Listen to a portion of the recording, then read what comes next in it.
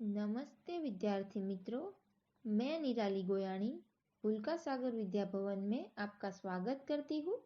कक्षा 8वीं इकाई 4 कर्मयोगी लाल बहादुर शास्त्री। ये जो गद्य है यह शंकर दलाल शर्मा से लिखा गया हुआ है। भारत के 9वें राष्ट्रपति श्री शंकर दलाल शर्मा का जन्म भोपाल यानी कि मध्य प्रदेश में हुआ था। आपकी आरंभिक शिक्षा मध्य प्रदेश में हुई। आगे की पढ़ाई आपने क्रमशः आगरा, इलाहाबाद तथा लखनऊ विश्वविद्यालय में की तथा एमए, एलएलबी की उपाधियां प्राप्त की। बाद में कैम्ब्रिज विश्वविद्यालय से पीएचडी की उपाधि अर्जित की और वहीं पर 1 वर्ष तक प्रवक्ता रहे। तत्पश्चात भारत लौटकर आप राजनीति में सक्रिय हुए।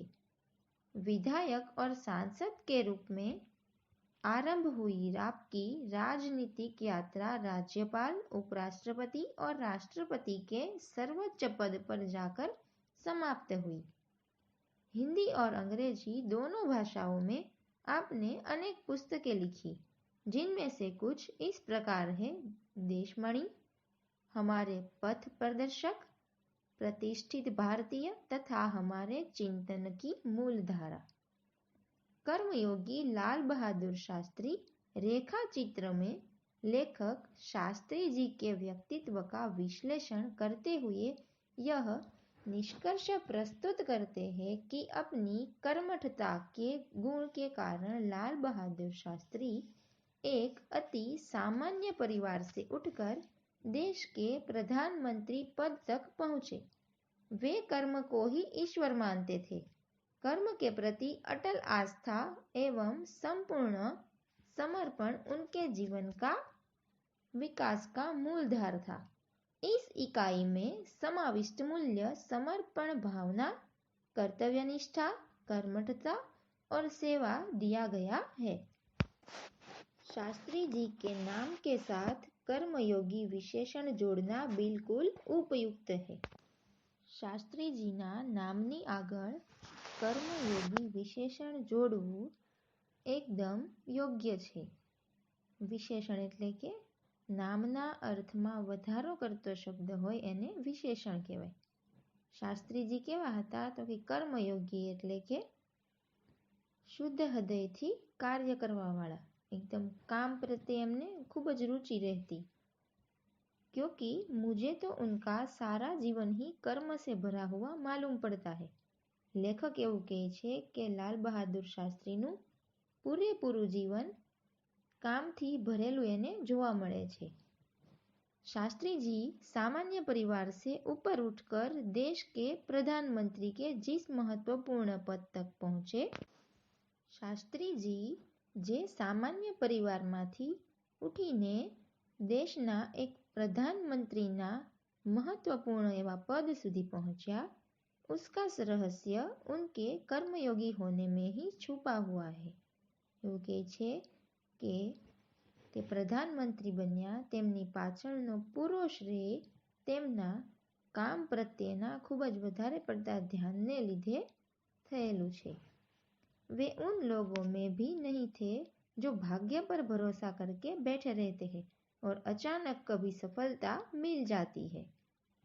ते एवा व्यक्तिमांथी नता के भाग्य ऊपर भरोसा करीने बैठा रहे अने क्यारेक आपोआप ज सफलता मळी जाए, बल्कि वे उन लोगों में से थे जिनको अपनी हथेली की लकीरों के बजाय अपने चिंतन और कर्म की शक्ति पर अधिक भरोसा होता है।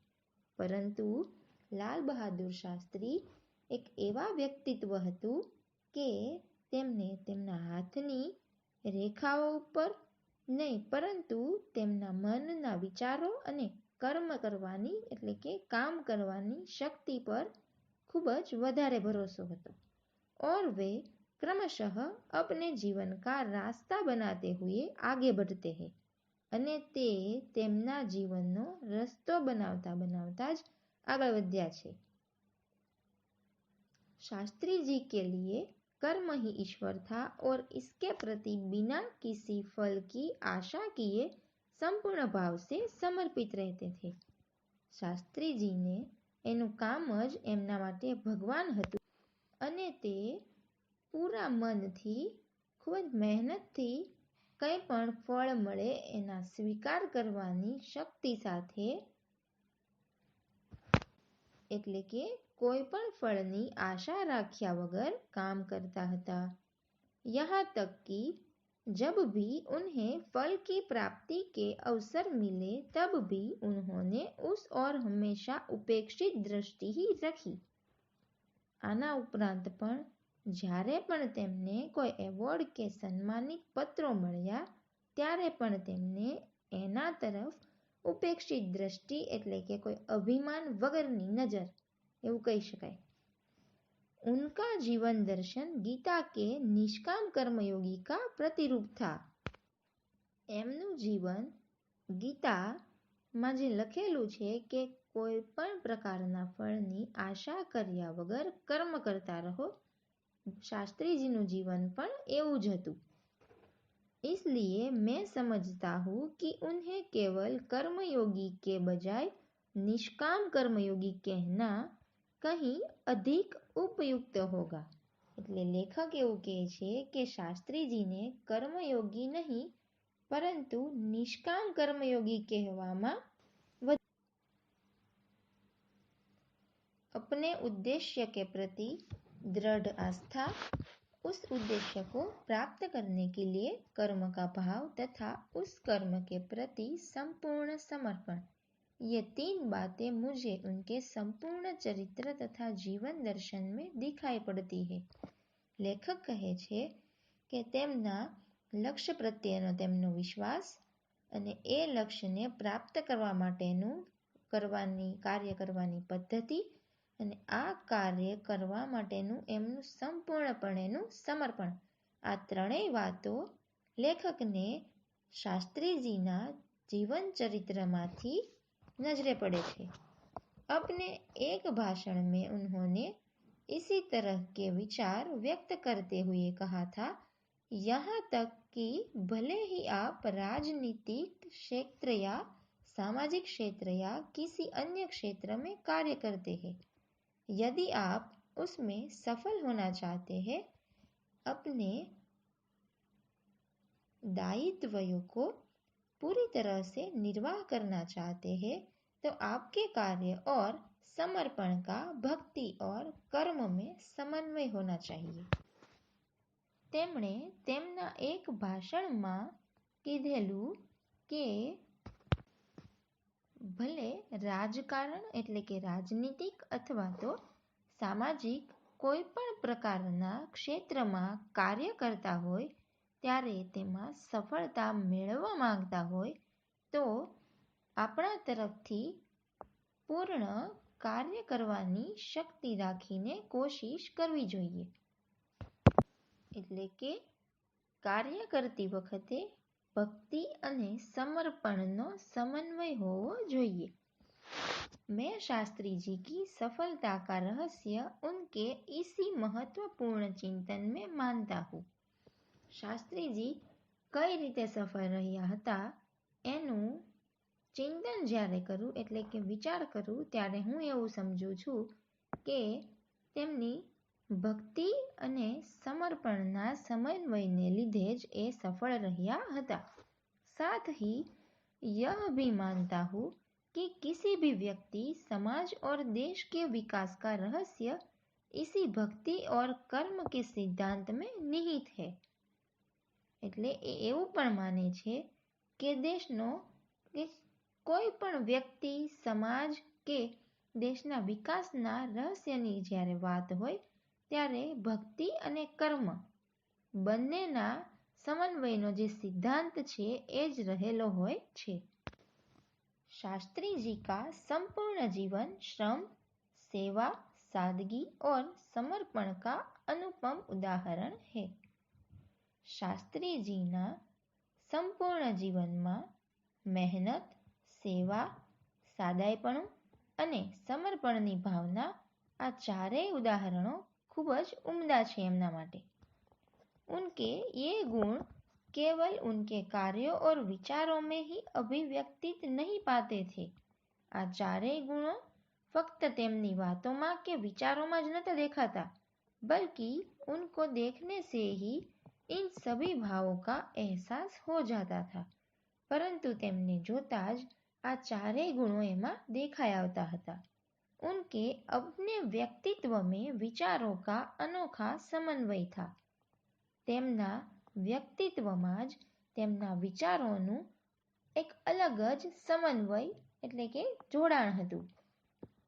वे जो कुछ कहते थे वही करते थे। તે જે કંઈ પણ બોલે એ જ કરી બતાવતા।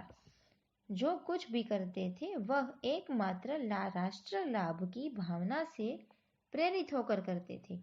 તે જે કંઈ પણ કામ કરે તે રાષ્ટ્રને દેશને लाभ थाय एवी ज भावना थी काम करता हता। मुझे लगता है कि यह उनके चरित्र की एक बहुत बड़ी विशेषता थी।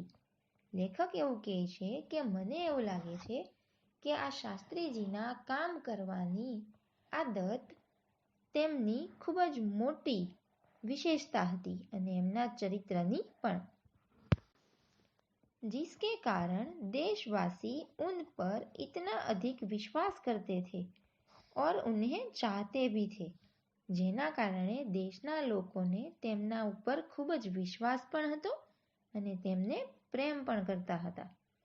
पंडित नेहरू की समृद्ध राजनीतिक विरासत को संभालना और उसे आगे ले जाने का काम कठिन नहीं था। पंडित नेहरूनु जे समृद्ध રાજકારણ એટલે કે રાજનીતિનું જે કંઈ પણ વિરાસત એટલે કે વારસો એને સંભાળવું અને તેને આગળ લઈ જવું એ એમના માટે કોઈ કઠિન કામ હતું नहीं। लेकिन देश ने उस समय यह साफ साफ देखा कि उसे संभालने की ताकत शास्त्री जी में ही है और शास्त्री जी ने अपने निर्मल चरित्र और दृढ़ संकल्प शक्ति द्वारा देश की इस आकांक्षा को पूरा किया। अने लाल बहादुर शास्त्रीए पण तेमनु पवित्र चरित्र अने दृढ़ संकल्पनी शक्ति धरावता हता अने तेनी आकांक्षा एटले के महत्वाकांक्षा कंईक करी बताववानी इच्छा। आ तमाम गुणोने ध्यानमां राखता देशना लोकोने पण एना उपर भरोसो हतो। शास्त्री जी की एक सबसे बड़ी विशेषता यह थी कि वे एक सामान्य परिवार में पैदा हुए थे। शास्त्री जी नी एक खास विशेषता ए पण हती के एक सामान्य परिवार मांथी जन्मेला हता। सामान्य परिवार में ही उनकी परवरिश हुई और जब वे देश के प्रधानमंत्री जैसे महत्वपूर्ण पद पर पहुंचे तब भी वह सामान्य ही बने रहे अने सामान्य परिवार में ज तेमनो उछेर थयो अने ज्यारे ए प्रधानमंत्री बन्या आवा महत्वपूर्ण पद पर ज्यारे पहुंच्या छतां पण ते सामान्य ज रह्या। विनम्रता, सादगी और सरलता उनके व्यक्तित्व में एक विशिष्ट प्रकार का आकर्षण पैदा करते थे। विनम्रता एटले के विनय विवेक, सादगी एटले सरलता तेमना व्यक्तित्वमां विशिष्ट प्रकारનું आकर्षण उत्पन्न करतुं हतुं। इस दृष्टि से शास्त्री जी का व्यक्तित्व बापू के अधिक करीब था। आ नजर थी जोईए तो शास्त्री जीनु संपूर्ण चरित्र गांधी बापू ने मळतुं आवतुं हतुं और कहना न होगा अने केवुं न पड़े कि बापू से प्रभावित होकर ही सन 1921 में उन्होंने अपनी पढ़ाई छोड़ी थी। ने केवुं न पड़े परंतु તેમણે 1921 માં ગાંધી બાપુમાંથી પ્રેરણા લઈને જ તેમનો અભ્યાસ છોડ્યો હતો। शास्त्री जी पर भारतीय चिंतकों डॉक्टर भगवान दास तथा बापू का कुछ ऐसा प्रभाव रहा कि वह जीवन भर उन्हीं आदर्शों पर चलते रहे।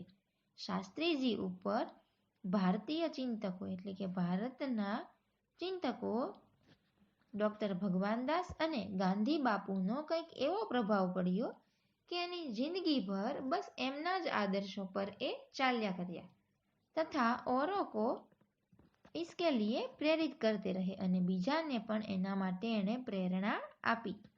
शास्त्री जी के संबंध में मुझे बाइबल की वह उक्ति बिल्कुल सही जान पड़ती है कि विनम्र ही पृथ्वी के वारिस होंगे। લેખક એવું કહે છે કે શાસ્ત્રીજીના સંબંધમાં એમને બાઇબલ ખ્રિસ્તીઓનું જે પુસ્તક છે એમના મુજબ એમની એક વાક્ય રચના કે વાક્ય લખેલું હશે એ એને ખૂબ નજરે પડે છે કે વિનમ્રતા એટલે કે વિનય અને વિવેક જ પૃથ્વીના वारसदार હશે। शास्त्री जी ने हमारे देश के स्वतंत्रता संग्राम में तब प्रवेश किया था जब वे एक स्कूल में विद्यार्थी थे। शास्त्री जीए આપણા દેશના સ્વાતંત્ર્યના સંગ્રામમાં ત્યારે प्रवेश करेलो कि જ્યારે स्कूलમાં એ विद्यार्थी હતા और उस समय उनकी उम्र 17 साल वर्ष की थी।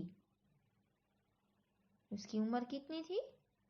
सिर्फ 17 साल। તે ત્યારે માત્ર ને માત્ર 17 વર્ષની ઉંમરના જ હતા। गांधी जी के आह्वान पर वे स्कूल छोड़कर बाहर आ गए थे। આહવાન એટલે થાય ચુનૌતી યા તો લલકાર। ગાંધીજીના કહેવા પર જ તે સ્કૂલ છોડીને આવી ગયેલા હતા। इसके बाद काशी विद्यापीठ में उन्होंने अपनी शिक्षा पूरी की। ત્યારબાદ કાશી વિદ્યાપીઠની અંદર તેમણે તેમનો અભ્યાસ પૂર્ણ કર્યો। उनका मन हमेशा देश की आज़ादी और सामाजिक कार्यों की ओर लगा रहा। उनका मन हमेशा देश की आज़ादी और सामाजिक कार्यों की ओर लगा रहा। તેમનું મન હંમેશા દેશની આઝાદી અને સામાજિક કાર્યો કરવામાં लागेलू रहेलू। परिणाम यह हुआ कि सन 1926 में वे लोक सेवा मंडल में शामिल हो गए। परंतु बन्यू एवं कि ईस्वीसन 1926 में ते लोक सेवा मंडल में जोड़ाणा जिसके वे जीवन भर सदस्य रहे। तेमना तेओ जीवन पर्यंत सभ्य रहिया। इसमें शामिल होने के बाद से शास्त्री जी ने गांधी जी के विचारों के अनुरूप अछूतोद्धार के काम में अपने आप को लगाया। तेमा जोड़ाया बाद शास्त्री जीए गांधी जीना विचारों ने अनुरूप अछूतोनो उद्धार करवामा कामમાં તેમને मन ने लगाव्યું। यहाँ से शास्त्री जी के जीवन का एक नया अध्याय प्रारंभ हो गया। ત્યાંથી શાસ્ત્રીજીના જીવનનો એક નવો જ અધ્યાય એટલે કે એક નવું જ સોપાનનું પ્રારંભ થયું। सन 1930 में जब नमक कानून तोड़ो आंदोलन शुरू हुआ, ईस्वी सन 1930 में જ્યારે नमक कानून तोड़ो आंदोलन चालू थયું तो शास्त्री जी ने उसमें भाग लिया जिसके परिणाम स्वरूप उन्हें जेल जाना पड़ा। तेमा शास्त्री जीए भाग लीधो जेथी करीने तेमने जेल जवू पड़्યું। यहाँ से शास्त्री जी की जेल यात्रा की जो शुरुआत हुई तो वह सन 1942 के भारत छोड़ो आंदोलन तक निरंतर चलती रही। અને શાસ્ત્રીજીની આ જેલ યાત્રા 1942 भारत छोड़ो आंदोलन सुधी सतत चाली रही। इन 12 वर्षों के दौरान वे 7 बार जेल गए। आ 12 वर्षनी अंदर ते कुल 7 वक्त जेल गયેલા। इसी से यह अंदाजा लगाया जा सकता है कि उनके अंदर देश की आज़ादी के लिए इतनी बड़ी ललक थी। એટલે કે આના પરથી એવો અંદાજ લગાવી શકાય કે શાસ્ત્રીજીમાં દેશ પ્રત્યેની સેવા કરવાની ઘણી બધી તત્પરતા હતી। दूसरी जेल यात्रा उन्हें सन 1932 में किसान आंदोलन में भाग लेने के लिए करनी पड़ी। बीजी जेल यात्रा तेमने 1932 में કિસાન આંદોલન એટલે કે ખેડૂતો પ્રત્યેનું કંઈક આંદોલન હતું, તેમાં भाग लेवाने લીધે करवी पड़ेली। सन 1942 की उनकी जेल यात्रा 3 साल की थी, जो सबसे लंबी जेल यात्रा थी। सन 1942 એટલે કે 1942ની અંદર તેમણે જે જેલ યાત્રા કરી તે કુલ 3 વર્ષની હતી અને આ જેલ यात्रा તે સૌથી લાંબી હતી। इस दौरान शास्त्री जी जहां एक और गांधी जी द्वारा बताए गए रचनात्मक कार्यों में लगे हुए थे, आ बाजू एज समये शास्त्री जी गांधीजीना बताव्या मार्ग पर बीजा घणा एवा रचनात्मक कार्यों में लागेला हता। वही दूसरी ओर पदाधिकारी के रूप में जन सेवा के कार्यों में भी लगे अने बीजी बाजू लोकोनी सेवा करवाना कार्यों में मुख्य पद पर रहेला हता।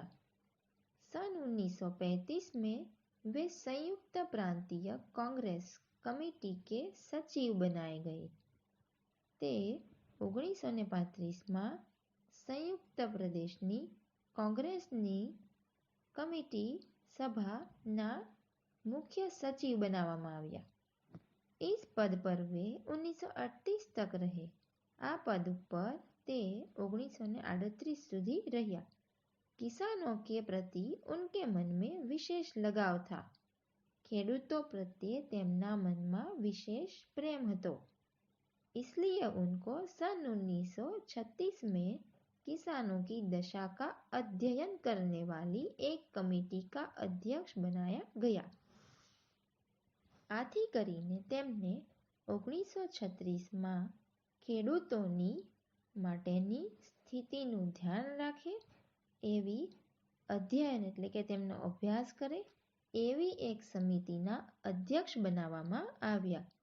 पूरी लगन के साथ काम करके उन्होंने अपनी रिपोर्ट प्रस्तुत की। खूबज मेहनत करीने तेमणे एक तेमना खेडूतो माटेनो रिपोर्ट प्रस्तुत એટલે કે रजू कर्यो, जिसमें जमींदारी उन्मूलन पर विशेष जोर दिया गया था। जेमा जमींदारीने जड़मूळथी नाश करवा माटेनो नियमोनो उद्देश्य करवामां आवेलो हतो। अगला जो गद्य है हम आगे के वीडियो लेक्चर में पढ़ेंगे।